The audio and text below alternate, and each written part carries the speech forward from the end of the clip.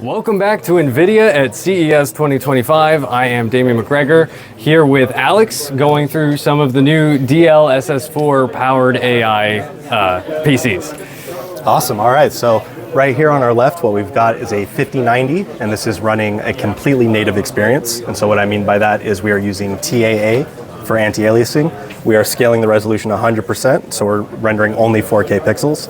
And you'll see that you hover at around 30 FPS, which, some console gamers, that's an acceptable experience. If you want to go ahead and get a hands-on, get a feel for how that feels.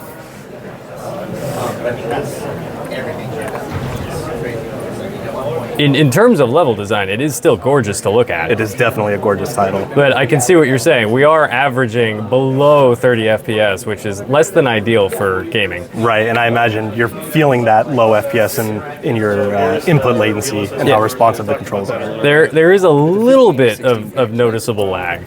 This card? Oh, the 5080. 6080. So yeah, so this is how it would feel, completely native. I'm not using any DLSS4 goodness. Absolutely. And then if you want to move over to the other system, this is DLSS4, so we're using DLSS upscaling. We're using performance mode, so that's about 50% of the resolution, 19 by 10. And we've got 4x frame jet on, as well as ray reconstruction with our transformer model. And so first thing you'll notice is that this is butter. Absolutely. By comparison. It's well over 200 frames per second. And it will stay there. Night and day difference. And then is this the same, graphic settings and resolution and everything? Yeah, so the way that the game works, you have to use some sort of resolution scaling. So this is actually rendering at about 50% resolution and then upscaling. But in terms of settings, everything is cranked. These are all cinematic settings. We've got path tracing on both systems. Fantastic.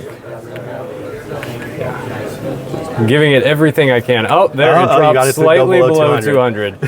But it's still nothing compared to the difference when you're running at less than 30 FPS or less than 60 FPS. Anything over 100 is a night and day difference. Absolutely. And so one additional thing I'd like to point out is there are image quality improvements versus this, TAA, you see all this shimmer right here in the foliage.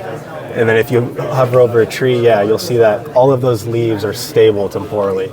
They move correctly. It doesn't look like anything's going on. And then if you come over here, there's this kind of like almost firefly effect where it's sparkling. Yeah. And that's just temporal artifacts accumulating. And our transformer model does a great job of smoothing that out, making it look nice. Absolutely, and you even see, it could be because of the low frame rate, but you see a little bit of more rigidity in this side of the screen, whereas this is very smoothed out. It seems more natural physics effect. That's a great observation, and I agree with you. And overall, it creates an experience like after touching DLSS4, I would never want to go back to native and try playing that. I want that 200 FPS goodness. Absolutely. So should we move down the line? Yeah. So if we come on down here, it looks like someone's actually using that right now. So let's go down far. Nope, someone is also over there. Would it be good to work our way around the other side of the room? Sure, yeah. If you want to, what have you guys seen and what have you not seen? We've seen all of the center devices. All of the center? Okay, so we can take you over to latency. Fantastic. Roland will be able to help you out. Yes, Nvidia is obviously very popular this year. We're happy to have you all. For good reason. So why don't we hang out here now, since that area is getting a little crowded. So this will be our Reflex2 demo. This is all about reducing latency, and Roland will be able to guide you through that. Fantastic. Then, do you want to swap mics? Yeah. We'll take a little pause here and be right back. Welcome back, CES 2025. I'm Damian McGregor with TIRIAS Research, and we're here with Roland again at Nvidia. And what are we going over right now, Roland? Yeah, so here we have Reflex2 in the finals. So you can come up and touch the mouse, play with it. So Reflex2 comes with our new technology called Frame Warp. What it does is it takes the latest camera position and tries to warp the frame to match it. So the classic example, or the original example of this technology being used, is in VR. If you imagine you're looking straight or something and you turn your head with a VR headset, it would be very jarring for it not to be reflected immediately. It would kind of take you out of the experience. Absolutely. So what they do is they take the frame that's being shown and they warp it. So it's kind of like telling the game, you know, whatever you do, just show me where I'm looking the whole time. Like, keep that synced. And that's kind of what we're doing here with Reflex 2. So right now you're playing with Reflex off. You can see up here.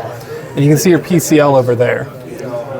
You can think of PCL as like the input lag of your computer. I see.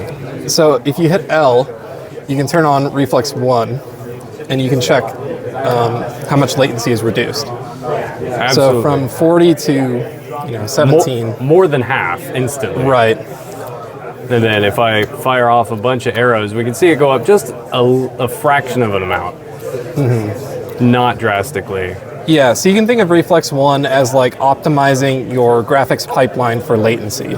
So it's kind of fixing any issues where your input is going to be just delayed for no reason, basically. Oh, wow, that's fun.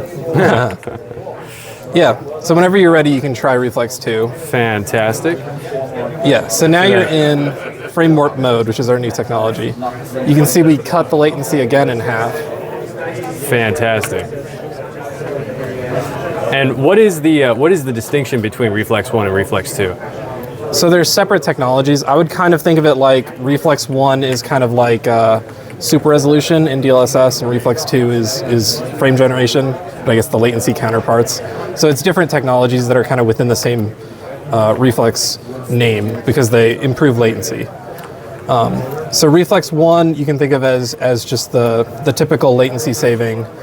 It's in over 100 games. People are pretty familiar with it now. Reflex 2 is kind of this cutting edge tech that really hasn't been seen much in gaming. It tries to basically remove the latency from even rendering the frame. So you're at 80 FPS, but you're getting sub 10 PCL or latency, which is pretty much impossible without some kind of technology like this. Absolutely. And even pushing this with all the explosions I can, it's not really going back up above 10 or 12, the maximum it was when we set it. Yep. So you're still going to be limited in terms of how good it can feel by your frame rate with Reflex 1. It's going to basically make it feel as good as it can at whatever frame rate you're at, 120, whatever. And this is a way to make whatever frame rate you're at feel better than it's supposed to. So you're at 60 or 86 FPS, but combining Reflex 1 and 2, it should feel, I'll say something like 200-ish in terms of latency. So it should be a pretty responsive experience. Yeah, very smooth to look around, easy to aim and track targets. If I could shoot better, of course. And then just for my own curiosity, if I switch back to turning the reflex off.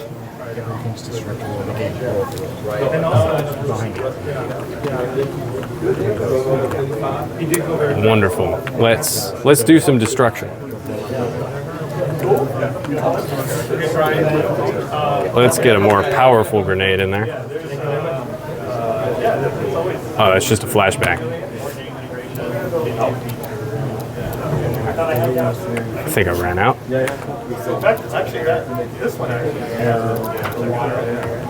Excellent. So that is noticeably less smooth when you have the reflex off. Yeah, so we think of like kind of the three areas that we try to improve the game would be image quality, just make it look nicer, and then frame rate, and that's kind of what DLSS does. Those two things, improve your frame rate and improve the image quality.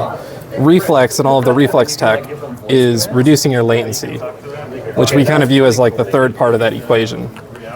Yeah, so you do see a minute drop in frame rate when you turn the reflex on. Yeah, that can happen. It depends on the situation. I believe if it's above like a 1% hit, it gets flagged as a bug. So it's exceptionally minor. And often the times in those situations, it's saving like ridiculous amounts of latency where it's worth it. Absolutely.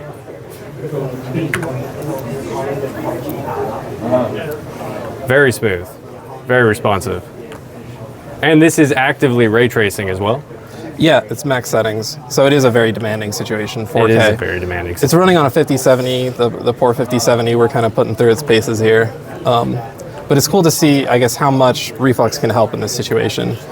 Even though your frame rate is low, it should feel really responsive. It is very responsive. And like I said, it's easy to track targets. It's easy to aim. It's easy to interact. Wonderful. Well, is there anything else that I should focus on here? No, I think that's it. All right. Well, thank you so much. Yeah, thanks. Appreciate it.